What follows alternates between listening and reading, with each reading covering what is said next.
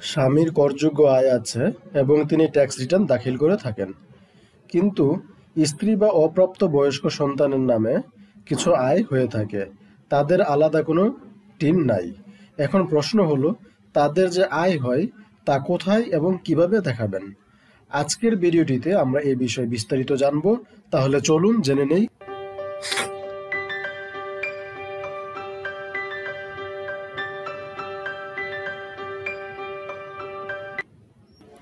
নিয়মিত আমাদের এই ট্যাক্স পার্ট ইউটিউব চ্যানেলে আমরা ট্যাক্স রিলেটেড গুরুত্বপূর্ণ ভিডিও আপলোড করে থাকি। আপনি এই ভিডিওগুলো আপডেট পেতে আমাদের চ্যানেলটি সাবস্ক্রাইব করে রাখতে পারেন। তাহলে আমরা যখনই নতুন কোনো ভিডিও আপলোড করব তখন আপনি সাথে সাথেই নোটিফিকেশন পেয়ে যাবেন। ভিডিওটি দেখার পরে যদি আপনার কোনো প্রশ্ন থাকে তাহলে নিচে কমেন্ট করুন। আমরা অবশ্যই চেষ্টা করব আপনার সেসব প্রশ্নের উত্তর দেওয়ার জন্য।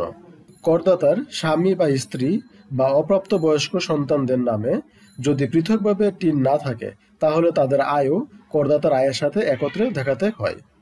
দেখা গেল স্বামী চাকরি করেন এবং বেতন থেকে যে করযোগ্য আয় হয়েছে তা করমুক্ত সীমা অতিক্রম করেছে, তাই তাকে বাধ্যতামূলকভাবে আয়কর রিটার্ন দাখিল করতে হয়। কিন্তু তার স্ত্রী একজন গৃহিণী এবং তার আয় করমুক্ত সীমা অতিক্রম করেনি, তাই তার টিন নাই। এখন যদি দেখা যায় আপনার গৃহিণী প্রতি মাসে অল্প অল্প করে সঞ্চয় করে ব্যাংকে এফডিআর করেছেন এবং তা থেকে তিনি সুদ পেয়েছেন, সেক্ষেত্রে ওই সুদও আপনি যখন করযোগ্য আয় হিসেব করে রিটার্ন তৈরি করবেন তখন আপনার করযোগ্য আয়ের সাথে যোগ করে দেখাতে হবে। আমরা যখন আয়কর রিটার্ন তৈরি করি তখন পরিসম্পদ, দায় ও ব্যয় বিবরণী যাদের জন্য বাধ্যতামূলক তারা দাখিল করে থাকি। এই বিবরণী তৈরি করার সময় স্ত্রীর যে সোনা আছে তা কিন্তু উল্লেখ করে দেই। ঠিক তেমনি স্ত্রীর যদি আয় থাকে তাহলে তাও স্বামীর করযোগ্য আয়ের সাথে যোগ করে দেখাতে হবে।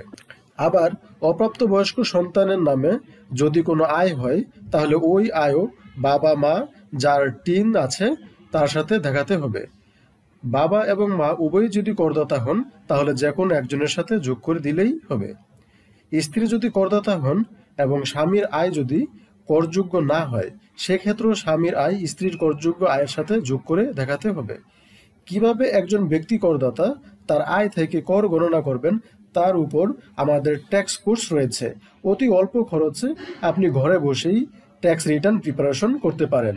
যারা আমাদের কোর্সটি করবেন তাদেরকে ট্যাক্স ক্যালকুলেশন এবং ট্যাক্স রিটার্নের সফট কপি দিয়ে দিব, যাতে করে করদাতা খুব সহজেই এর উপর নিজের ট্যাক্স ক্যালকুলেশন করে রিটার্ন প্রিপারেশন করতে পারেন।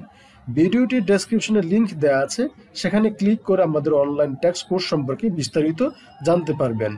মূল আলোচনায় ফিরে আসি। অর্থ আইন 2020 অনুযায়ী টিন থাকলেই 2020-21 কর বর্ষ থেকে রিটার্ন দাখিল বাধ্যতামূলক করা হয়েছে। শুধু ক্রেডিট কার্ড এবং জমি বিক্রির জন্য যদি কোনো ব্যক্তি টিন নিয়ে থাকেন এবং তার করযোগ্য আয় যদি করমুক্ত সীমা অতিক্রম না করে তাহলে তাকে বাধ্যতামূলকভাবে রিটার্ন দাখিল করা থেকে বাদ রাখা হয়েছে।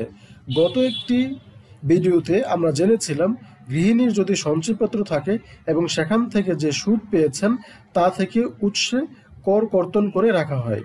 যদি তার আয় করমুক্ত সীমা অতিক্রম না করে তাহলে এতদিন পর্যন্ত রিটার্ন দাখিল করা বাধ্যতামূলক ছিল না।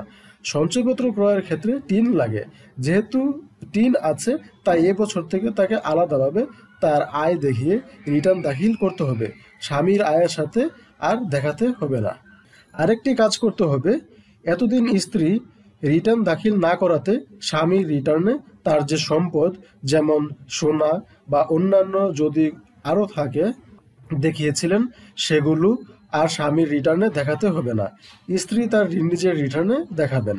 যেহেতু এখন থেকে স্ত্রী তার আয় রিটার্নে দেখাচ্ছেন তাই তার যাবতীয় আয়, ব্যয় এবং সম্পদের তথ্যও তার রিটার্নেই দেখাবেন।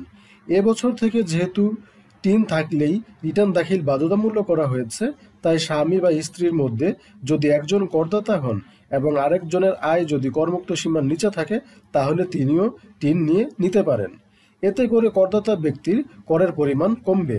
ধরুন স্বামী করদাতা, এতদিন স্ত্রীর যেহেতু আয় করমুক্ত সীমার নিচে তাই স্ত্রীর আয় স্বামীর আয়ের সাথে দেখিয়ে দিতেন, এতে করে স্বামীর করের পরিমাণ বেড়ে যেত। এখন যেহেতু স্বামী এবং স্ত্রী দুইজনেরই টিন আছে তাই দুইজনেই রিটার্ন দাখিল করবেন। স্ত্রীর আয় যেহেতু করমুক্ত সীমার নিচে, তাই তাকে কোনো কর দিতে হবে না, শুধু রিটার্ন দাখিল করলেই হবে। অন্যদিকে স্বামী যখন রিটার্ন দাখিল করবেন তখন তিনি শুধু তার আয় রিটার্নে দেখাবেন। স্ত্রীর আয় যেহেতু এবার দেখাচ্ছেন না, তাই তার আয় গতবারের মতো বাড়বে না, ফলে করের পরিমাণ কমবে।